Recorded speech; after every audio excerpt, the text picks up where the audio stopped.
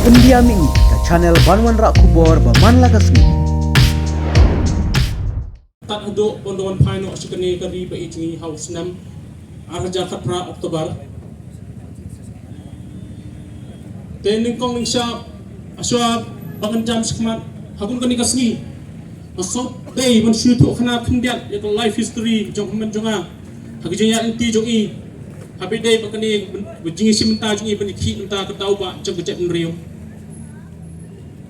Ilarong siya kaseng underground organization hakas nem kakandai spa propinyo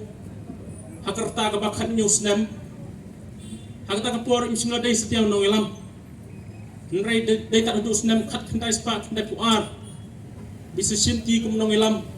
hadu kasngi bandawan paino shani kari gejungi awal jakat pra dia pedang itu umpai perkat pat bentagi nong syun jongi dia perkat senya bat sengi kum no banyak penyak no padi i hagi jeng ombring umpai perkat imu trai la im sok im sain tingnya iya mari dan security no mero teng on jeng on met iti ya dekat teng kit no mangakali ong ya piu siat mari tema kum tahi kinong syun jungi pat te gini ki mikle polis kila plan be bat sngi bat met bat senya bat na dok sedang kum no banyak penyak i ta hakabokut kiyo ike kum ba kila plan na dok mensyawat penyak ki ong de mastermind kum syaru te kata katong pendak Dekin kit maki kata ke ibro khaj henry nak yang gejung piyin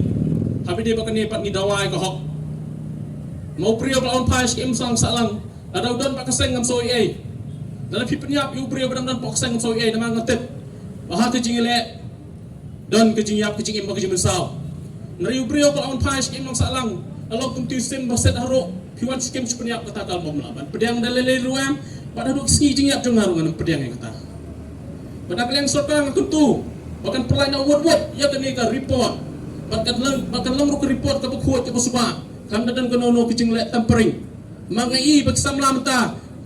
kikaan na po ka jinglong jiki boyo kono kaporkan bathai ka sorka hapan kitli nata jing bisa mo kamuan natip bahkan bathai be kicing le bol kono bahe am sabathai ya kata ngati kinang tentu sarkar sim khia gini ka kam wajile kai bat pa ka prinyo trak kami kami disok kejok hendai maka dikejok kepala saya tentang ini kintian